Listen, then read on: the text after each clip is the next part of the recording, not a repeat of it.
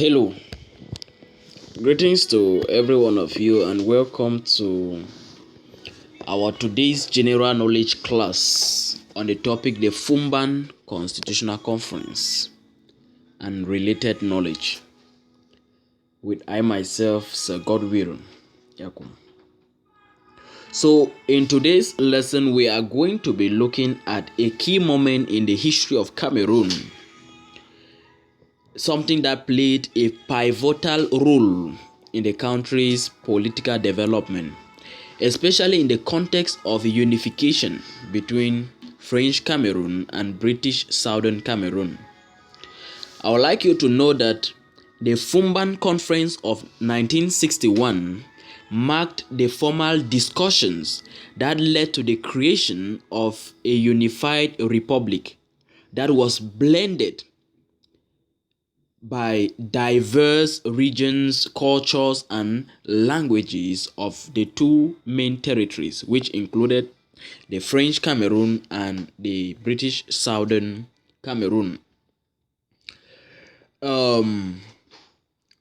Remember, the Foumban Constitutional Conference was held in 1961, and this conference, like I said, is one of the key moments in the history of Cameroon.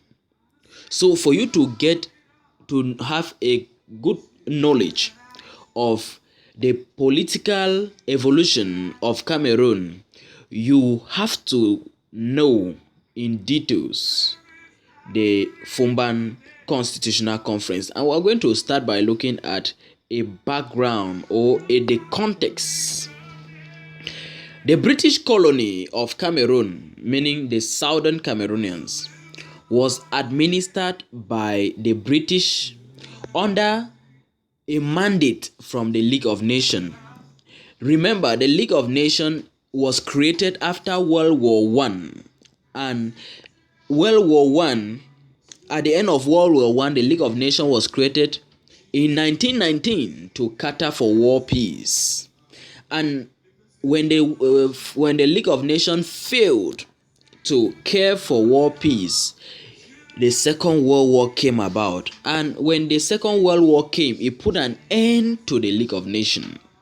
And so discussions about decolonization and self-determination for African territory gained momentum. Now let's look at the case of Cameroon. In the case of Cameroon, 1961, the United Nations conducted a referendum.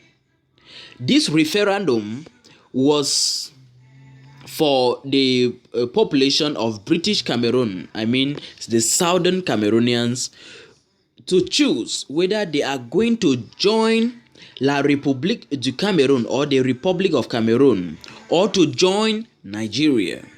The outcome was that the majority of the people of British Southern Cameroon voted in favor of French Cameroon to form a unified republic. So this is what was going on around that time. So the Foumban Constitutional Conference now of 1961, the Foumban Conference was held in Foumban. Foumban is a town in the northwest region of Cameroon. The Foumban Constitutional Conference took place between the 17th of July and the 21st of July 1961. The conference brought together representatives from both the Republic of Cameroon and the British Southern Cameroon, which today we'll call them the Anglophone regions of Cameroon. The purpose of the Foumban Constitutional Conference was defined. It was to define the terms of the union between the two territories and to lay out a structure for the new unified state. So, during Foumban Constitutional Conference, the key figures, the key political figures were, number one, President Amadou Ahidjo. He happens to be the first president of the Republic of Cameroon, the French Cameroon. Then we also have John Guffoncha. John Guffoncha was the leader of the Southern Cameroonians, meaning the leader of British Southern Cameroon. Also, John Guffoncha emerged as the first prime minister of the newly unified Cameroon after unification. We have someone like Solomon Tabimuna. Solomon Tabimuna was a prominent figure from British Cameroon who also participated in key discussions. It is important to note that the main issues discussed at the Foumban conference was the political structure of the new Republic of Cameroon. Now, here are some of the key points that were brought up or were discussed at the Foumban Constitutional Conference. Number one, the creation of a federal republic. The two territories, which include the French Cameroon and the Southern Cameroon, agreed to join each other under a federal system. This allowed Southern Cameroon to maintain a degree of political autonomy within broader structure of the Republic of Cameroon. So, after Foumban Constitutional Conference in 1961, the Southern Cameroonians or British Southern Cameroon joined La République du Cameroun to form a federal state known as the Federal Republic of Cameroon. But now remember, in 1972, through a referendum, President Amadou Ahidjo conducted a referendum which abolished the federal system and created through a referendum. Remember, majority of the Cameroonians massively voted in favor of the unitary state, and Cameroon became a unitary state, and the name of the territory changed from the Federal Republic of Cameroon to the United Republic of Cameroon, which was later changed in 1961 to the Republic of Cameroon. Now, we are also going to look at the political structure of the Union. The political structure of the Union between British Southern Cameroon and the Republic of Cameroon. Remember, I spoke of a federal state. So, the political structure of the Union was more of a federal structure. The new nation that was formed had a federal system of government with two states. The two states here were the French Cameroon or the East Cameroon, and then the Southern Cameroon, meaning that it was having two states. Now, under a federal state, they are supposed to have federal government. For example, countries in the world that are a federation, you look at Nigeria, a confederation like the US. So Nigeria alone is a federation of about 37 states, and the US is a confederation of about 50 states come together. So now Cameroon has existed as a federation of two states. Now each of these states had its own prime minister, its own parliament, its own regional government, with the federal government located in Yaoundé, which was the political capital. Now let's look at the languages and the legal system. Please take note here. All right. So when we look at the languages, the first thing we have to earmark is that Cameroon was prior to its colonial heritage, a bilingual country. Two official languages were adopted in Cameroon. So the newly unified country had to speak both English and French, acknowledging the linguistic and the cultural diversity of the two territories. This is a pride as stated in the Constitution, in the preamble of the 1996 Constitution, proud of our linguistic and cultural diversities and the enriching feature of our national unity. Now, what about a legal system? A legal system of the both regions were retained.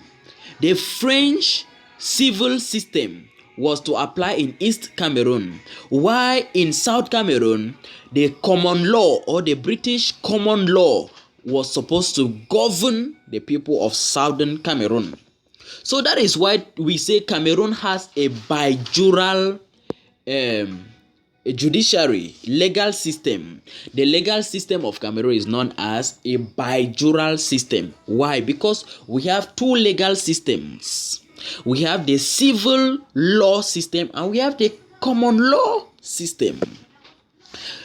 The law that is supposed to be applied in southern Cameroon is the British common law, and that explains why in state universities today, after the outbreak of the Anglophone crisis, you have common law courses in state universities and a common law section in the National School of Administration and Magistracy, (ENAM), that trains magistrates and court registrars. Okay, now it is also important to take note of the presidency during this particular period we're talking about. The president of the republic was to head the federal government, and the president of the republic was supposed to be elected and was supposed to hold executive powers at the national level. Now, at the federal president of the Republic of Cameroon, or the United Republic of Cameroon, was Amadou Ahidjo, or President Amadou Ahidjo, who was already president of French Cameroon. He was elected as the first president of the Federal Republic of Cameroon. And then the prime minister was John Foncha. He emerged as a prime minister from South Cameroon. Now, I want you to know that the agreement of both regions in the federal parliament was to maintain equal representation. This was to prevent the domination of one region over the other region. So this was actually seen as a way to maintain balance in the federal system, so that since there are equal representation, no region is going to become more powerful than the other. Okay, Southern Cameroon was allocated a certain number of seats in the parliament to ensure that Anglophone population will have a voice in national legislature. Now, what were the impacts of the Foumban Constitutional Conference? When the aftermath impact of the Foumban Constitutional Conference. The Foumban Conference was instrumental in the establishment of a Federal Republic of Cameroon. However, the agreement that was implemented and the federal structure did not last for long. Now, the first thing is, despite the federal government, after some time, the central government in Yaoundé, under President Amadou Ahidjo, began to centralize power. You can see that the centralization of power started, as a matter of fact, it was established in 1972 through a referendum that was held to dissolve the federal system of government and create a unitary state. So this effectively ended the political autonomy of Anglophone regions, and this actually brought a sense of marginalization in the Anglophone community. This is one of the reasons for the Anglophone crisis today in the northwest and the southwest regions of Cameroon. Now, following the reforms of 1972, many Anglophone Cameroonians felt increasingly marginalized by the central government, which was dominated by French speakers, and this led to tensions and reception. They began to perceive that there's no longer equality in the federal system, and they also felt like federalism has ended. So there was now a movement due to dissatisfaction among Anglophone Cameroonians. So this eventually contributed to the rise of separatist movement, most notably movements which called for independence in the Anglophone regions of Cameroon, and eventually today creating a movement group or a socio-political crisis led by a group known as Ambazonians. Now, what is the relationship between this Foumban Constitutional Conference and today's crisis? When we talk about today's crisis, we are going to concentrate more on the Anglophone crisis. The Foumban Constitutional Conference is a significant historical event in Cameroon, in the history of Cameroon, especially when we want to look at the ongoing devastating Anglophone crisis, which is referred to generally as Southern Cameroonians conflict. Many Anglophone activists and political leaders refer back to the Foumban Agreement to argue for the preservation of federalism or even full independence for the Anglophone regions. Because if this was done, Anglophone crisis would have not been in life today. Now, there is a say that today's crisis arises from the refusal to address the problems of yesterday. If there were problems yesterday that we refuse to resolve them, then they are going to bring up crisis today. And therefore, it means that if there are conflict or if there are misunderstandings today that we cannot handle, we are simply inviting conflict in our tomorrow for Cameroon. So the unresolved problems, the unresolved issues stemming from the Foumban Constitutional Conference, such as the balance of power between Anglophone and Francophone regions and the cultural linguistic rights of Anglophones, it continued to be a source of tension and conflict in Cameroon to this present day.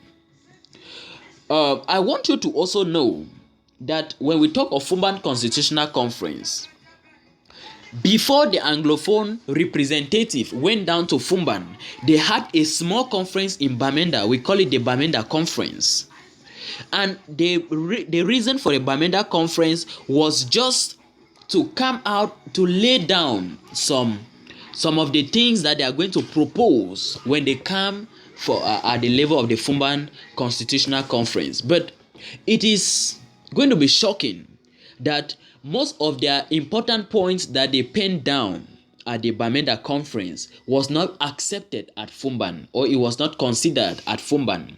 So they also felt marginalized. And the worst of it all was in 1972 when the form of state was actually abolished and the unitary state was created, which was a total violation of the federal constitution. Now, the Foumban Constitutional Conference of 1961, it is a journey of independence and unification.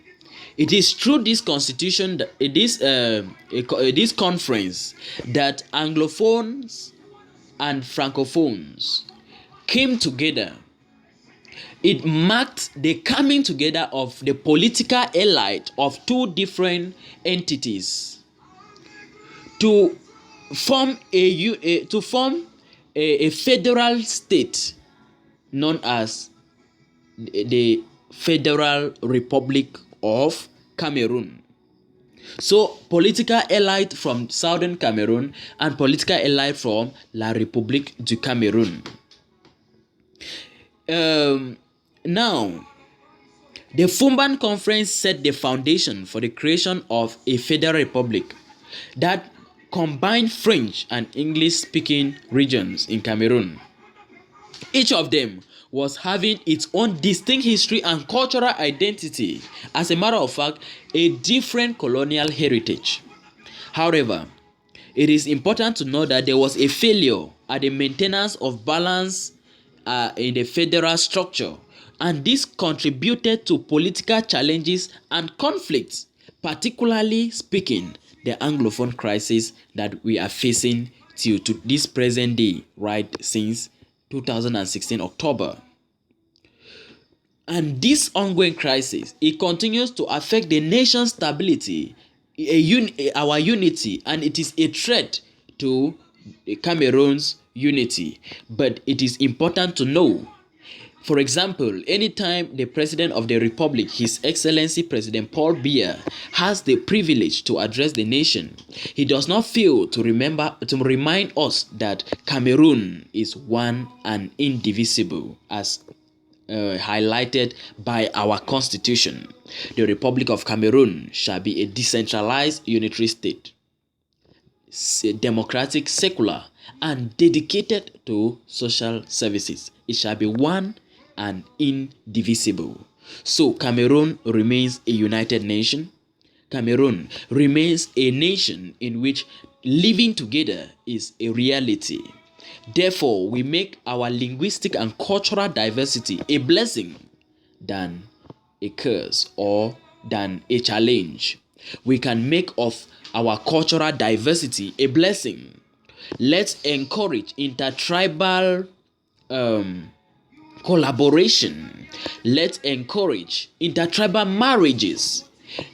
The bond between different tribes in Cameroon is more strengthened when someone from a different tribe get married to another person from a different tribe.